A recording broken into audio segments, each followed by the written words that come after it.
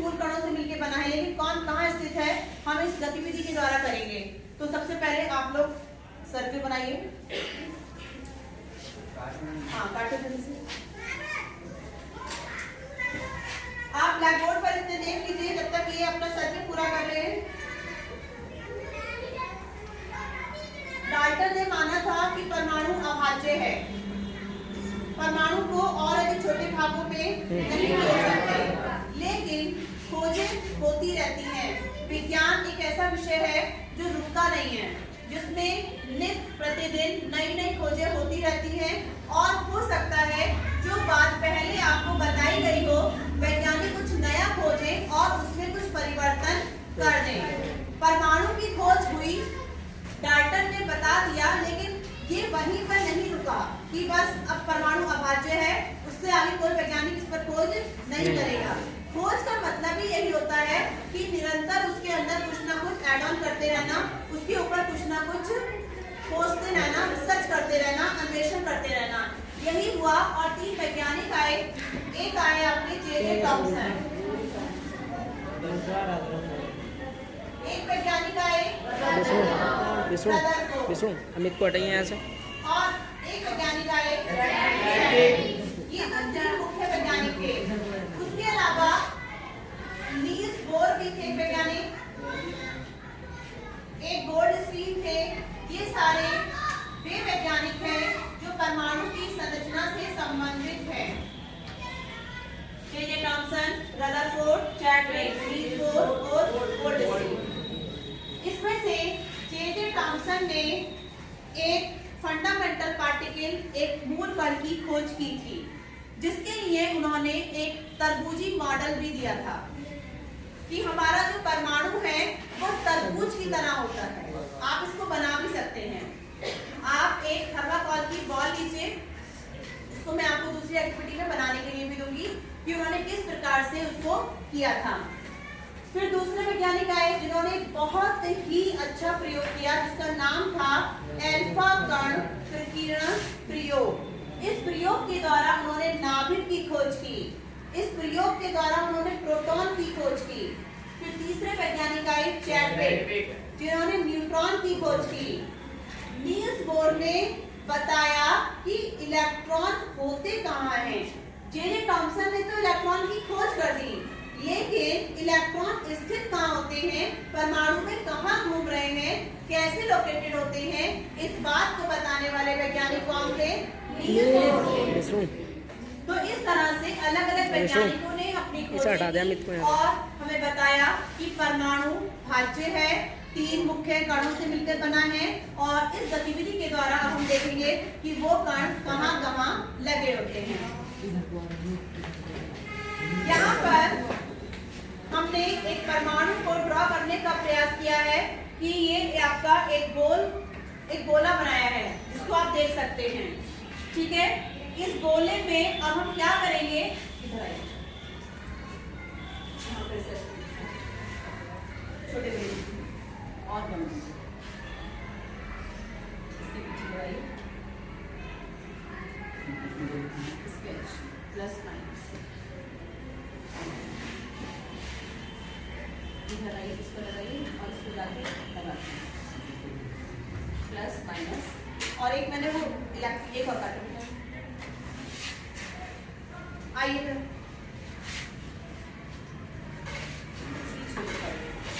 देखिए, ये वाला जो भाग है ये पूरा है, ये आपका परमाणु है। सबको दिखाई दे रहा है? विशाल, ये आपका क्या है? परमाणु। ये पूरा काट दीजिए। और येलो वाला कौन काट रहा था? काटो, बोले किसी काटिए। ये आपका परमाणु है। अब परमाणु के बीच में हमने एक छोटा सा गोला और दिखाया है। इस गोले को अल्फा कण प्रकीर्णन प्रयोग के द्वारा किस वैज्ञानिक ने खोजा? और इसका नाम दिया, इस गोले का नाम दिया नाभिक। अल्फा कण प्रकीर्णन प्रयोग हम आगे के दिवस में पढ़ेंगे, और आप ऑलरेडी अपने कोर्स में पढ़ चुके हैं कि कैसे कैसे उन्होंने प्रयोग किया था। तो रदरफोर्ड ने परमाणु के अंदर बताया कि छोटा सा भाग और होता है और उस भाग का क्या नाम है? अब हमें बच्चे से बेटा यहाँ लगाओ प्रोटॉन का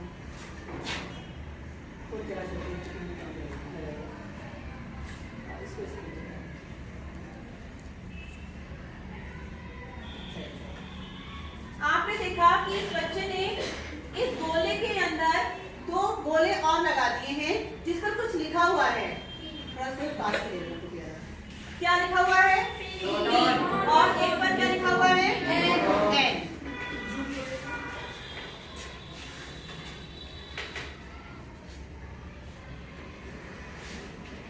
एक P और एक N, इसका क्या मतलब हुआ? प्रोटॉन और न्यूट्रॉन कहाँ पाए जा रहे हैं? नाभिक के अंदर, परमाणु के अंदर नाभिक और नाभिक के अंदर प्रोटॉन न्यूट्रॉन। तो आपको इनकी जगह पता चल गई कि प्रोटॉन और न्यूट्रॉन कहाँ पाए जाते हैं। ठीक है, उसके बाद कोई बात नहीं, आप लोग लगाइए। एक यहाँ लगा दो, एक यहाँ लगा दीजिए और एक यहाँ लगा दीजिए। पहले एक दीजिए, ओके, फिर हम और बता बनाएंगे।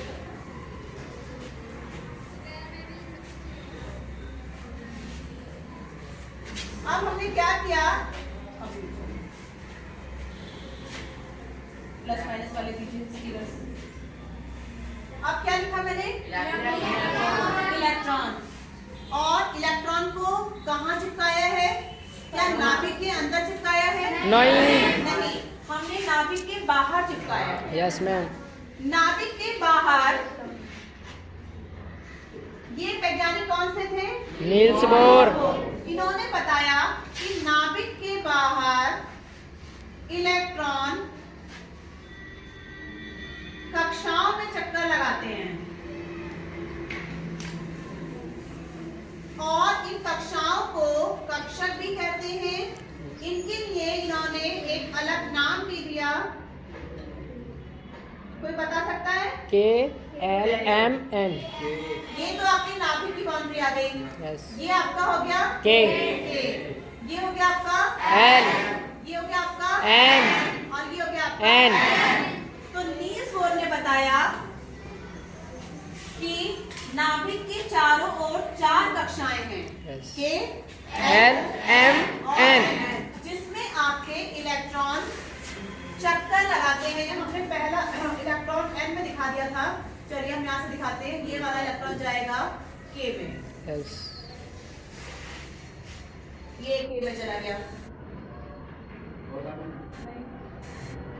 यहाँ हम दिखा सकते हैं ये N में भी जा सकता है और M में भी जा सकता है। हमें केवल इतना पता करना है कि हमारे जो इलेक्ट्रॉन हैं ये नाभिक के चारों ओर चक्कर लगाते हैं। देखिए हमारा सौर मंडल है, सूर्य है। यस। सूर्य और सूर्य के चारों तरफ ग्रह ग्रह। चक्कर लगाते हैं। Yes ma'am. ऐसे ही हमारा नाभिक और नाभिक के चारों ओर कौन घूम रहा है? इलेक्ट्रॉन। तो आप समझ गए कि नाभिक के चारों ओर 4 कक्षाएं हैं। 4 कक्षाओं में इलेक्ट्रॉन घूम रहे हैं। इतना आपके पास क्लियर हो गया कि ये आपके मूल कण कहाँ पाए जाते हैं। अब क्वेश्चन अगर आपसे पूछे कि नाभिक में पाए जाने वाले मूल कणों के नाम बताइए। Proton, neutron. कितने बच्चे बता पाएंगे?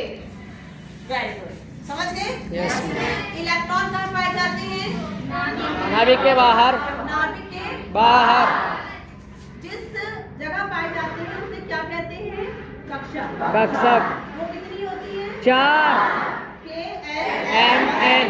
प्लस माइनस तो चलिए फिर अब अगर हम देखें तो प्रोटॉन के पास कैसा आवेश होता है? प्लस मीन धन आवेश होता है। यस। इलेक्ट्रॉन के पास ऋण आवेश। ऋण आवेश होता है और न्यूट्रॉन के पास कोई आवेश नहीं होता। तो हम ये भी समझ गए कि नाभिक, अगर आपसे क्वेश्चन पूछूं कि नाभिक के ऊपर कैसा आवेश होता है? धन आवेश। नाभिक के ऊपर, नाभिक के पास है प्रोटॉन और न्यूट्रॉन। इसका मतलब ये तो 0 है, ये प्लस है। तो नाभिक के ऊपर ओवरऑल आवेश कितना हुआ? प्लस या माइनस? प्लस हुआ। इसका मतलब